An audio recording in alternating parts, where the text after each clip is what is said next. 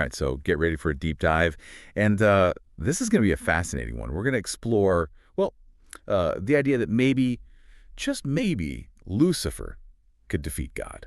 Yeah, it's definitely a thought-provoking concept, to say the least. I know, right? It's like, whoa, where did that come from? But we're not just making this up. No, no, not at all. We're actually basing this deep dive on a YouTube video. It's from a channel called Morgofficial, and the title is, well, it's a bit of a mouthful. Could Lucifer defeat God? Lucifer is here now, the end times. Catchy, right.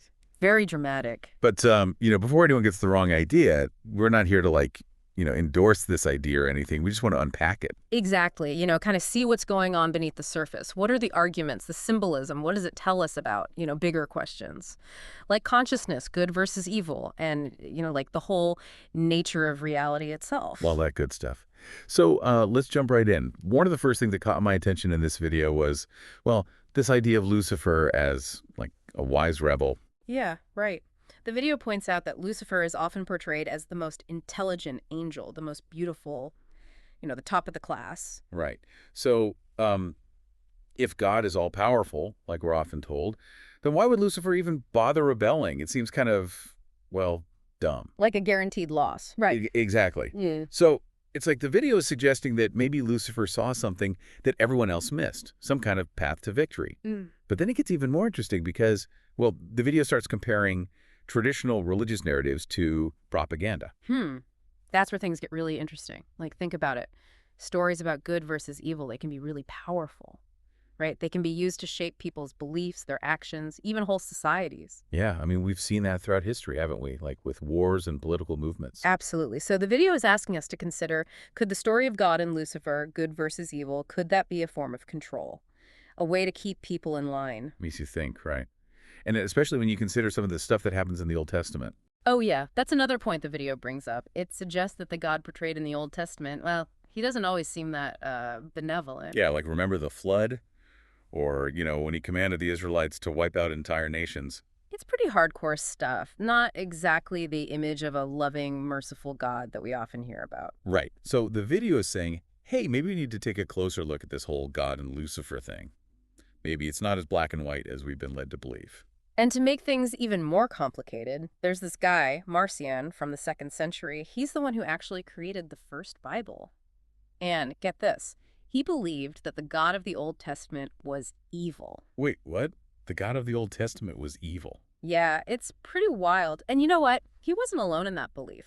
A lot of early Christian groups, especially these guys called the Gnostics, they believed that Jesus came from a different God, a higher God. One who was opposed to the creator God of the Old Testament. Whoa. So there were like competing versions of God floating around back then. Totally. It's fascinating, right? And it makes you wonder, what happened to all those alternative interpretations? Like, why don't we hear about them anymore? Good question. And that leads us to something called the Council of Nicaea, which happened in 325 AD. This was a big deal because it's where Christian doctrine was basically standardized. And the video suggests that a lot of those alternative interpretations, like Marcion's, were suppressed.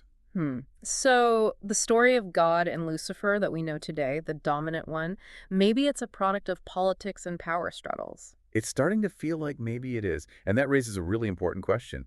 What if those suppressed interpretations, the ones we don't hear about anymore, what if they held some valuable insights that we've lost? It's definitely something to ponder. Like, are we missing out on a bigger picture because of how history played out? One of the things that really blew my mind in this video was the way it connects Jesus and Lucifer.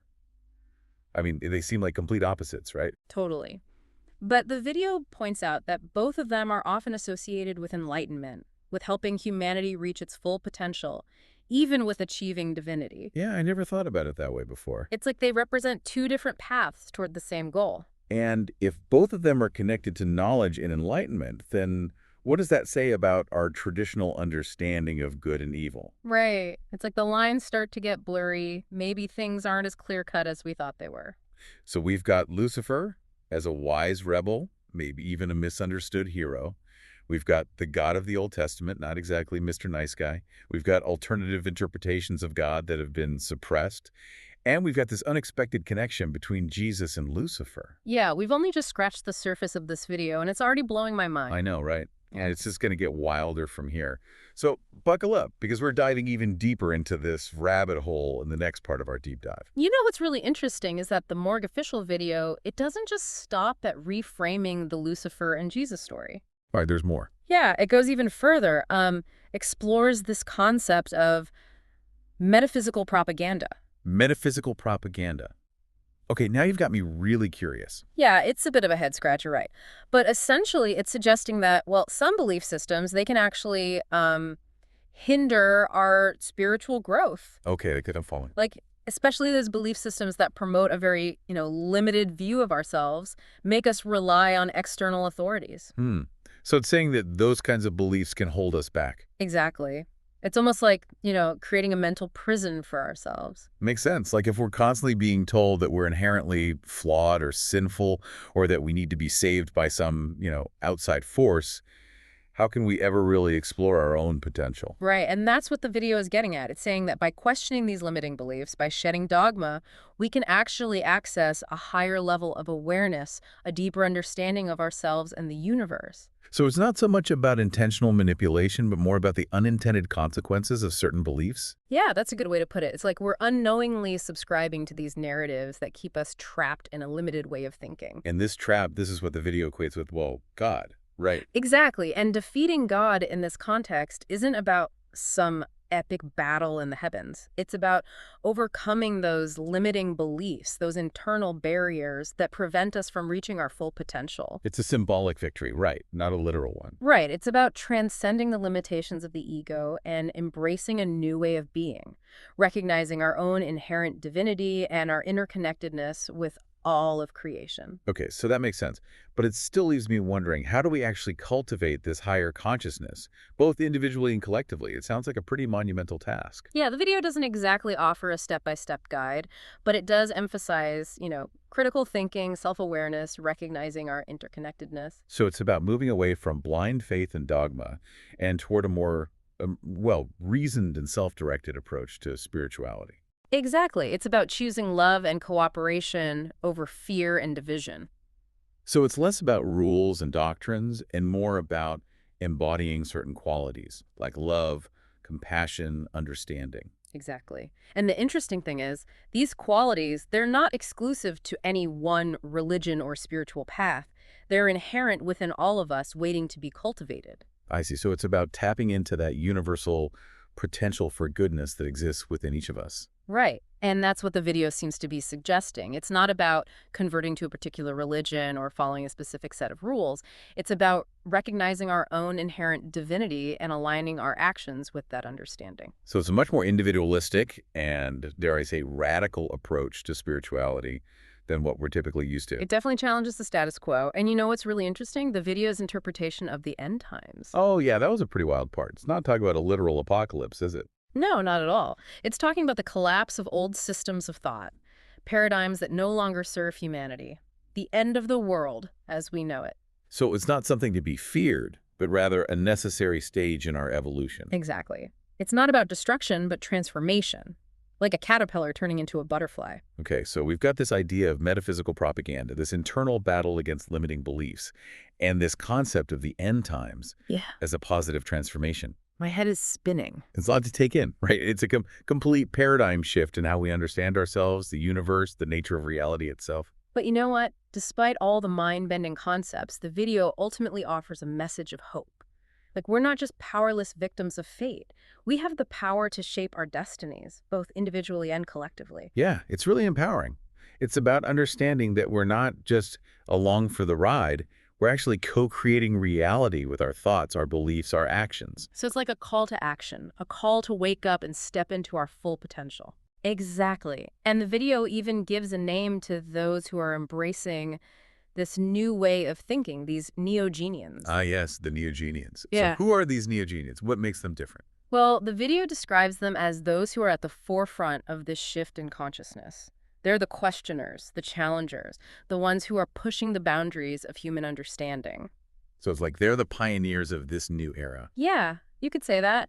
They're the ones who are paving the way for a new world, a world where love, compassion, and understanding are the guiding principles. That sounds pretty amazing. But it also makes me wonder, How do we become Neogenians? What does it actually look like to live as a Neogenian in the real world? Well, the video doesn't give us a specific set of rules, but it does emphasize the importance of aligning our actions with this higher consciousness. So it's about embodying those qualities we talked about earlier: love, compassion, understanding, not just believing in them, but actually living them out in our daily lives. Exactly. It's about treating others with kindness and respect, even those we disagree with.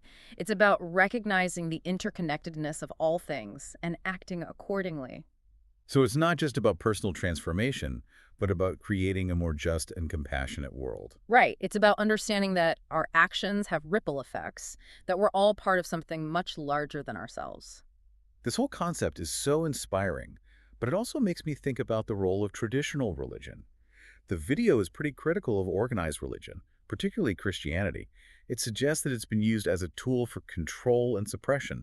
So does this mean that religion has no place in this Neogenian worldview? Well, I think it's important to remember that the video is focused on a very specific interpretation of Christianity, one that emphasizes literal interpretations of the Bible and hierarchical structures. Right, not all forms of Christianity are like that. Exactly. And there are many other interpretations of Christianity and other religions, for that matter, that might actually align quite well with this Neogenian consciousness. So it's not about rejecting religion altogether, but about examining our beliefs and seeing if they're truly serving us or holding us back. Right. It's about recognizing the inherent value and divinity within every individual, regardless of their religious beliefs. Okay, that makes sense. So as we're starting to wrap up this deep dive, I want to turn it back to you, the listener. What resonated with you most from this exploration? What parts of the video challenged your assumptions or expanded your perspective? Do you see yourself as part of this Neogenian movement, this collective shift towards a higher consciousness? And what actions, big or small, can you take to embody the principles of love, compassion, and interconnectedness in your own life? This conversation doesn't have to end here. Keep questioning, keep exploring, keep becoming. Remember, the future is not predetermined. It's being shaped by our choices, our actions, and the evolution of our consciousness. It's been an incredible journey exploring these profound ideas with you. Until next time, keep diving deep. So we've talked about a lot in this deep dive, right? Lucifer as this wise rebel metaphysical propaganda and this whole idea of a Neogenian revolution. It's been, well, pretty mind-blowing to say the least. It really has. It's like the Morgue official video is taking us on a journey through some, well, pretty radical ideas. Yeah, it's definitely challenging a lot of conventional thinking. But you know what I find most interesting? It's ultimately a message of, well, empowerment. Right. It's like it's saying, hey, we're not just passive bystanders in some cosmic drama. We actually have the power to shape our destinies. Yeah, both individually and collectively. It's like a call to action, to step into our full potential, to create a more enlightened world. But it's not all sunshine and rainbows, right? Mhm. The video acknowledges that this transformation, this shift in consciousness, well, it's not going to be easy. No, definitely not. There's going to be resistance, both from within and from, well, the outside world. Yeah, like internally, when we start questioning those deeply held beliefs, those things we've always taken for granted, well, that can be pretty unsettling. It's like shining a light into the dark corners of our minds, and sometimes we might not like what we see. And then there's the pushback we might get from others, right? People who are clinging to the old paradigm, who feel threatened by this new way of thinking. It's that age-old battle between, those who embrace change and those who fear it. The video even suggests that some of those, end times prophecies, they might actually be referring to this upheaval, this turmoil that comes with a shift in consciousness. Right. It's not about a literal apocalypse, but about the dismantling of those old systems and structures that are no longer serving humanity. Like a cosmic labor pain. Yeah, the birthing of a new era. And just like with any birth, it's going to be messy, challenging. There will be times when we feel lost, confused, maybe even a little overwhelmed by all the chaos. But the video reminds us that, even in the midst of all that, there's this incredible potential for growth, for transformation, and ultimately for the emergence of a more harmonious and interconnected world.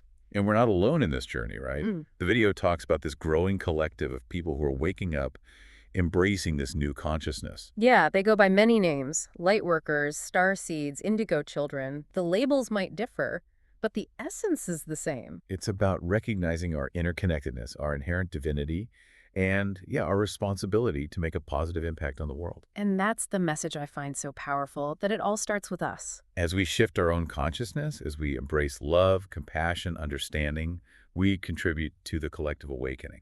And that's what the Mortificial video is ultimately pointing to, this idea that we have the power to create a better world, not by waiting for some external force to save us, but by becoming the change we want to see. Starting right here, right now. Yeah. So as we wrap up this deep dive, I'm curious what resonated with you most from this exploration. What parts of the video challenged your assumptions, expanded your perspective? Do you see yourself as part of this, this neo-Genian movement, this shift toward a higher consciousness? And what actions, big or small, can you take to embody these principles of love, compassion, and interconnectedness in your own life? Remember, the conversation doesn't have to end here. Keep questioning, keep exploring, and most importantly, keep becoming. The future is not set in stone, right? It's being shaped by our choices, our actions, and the evolution of our consciousness. It's been an incredible journey exploring these ideas with you. Until next time, keep diving deep.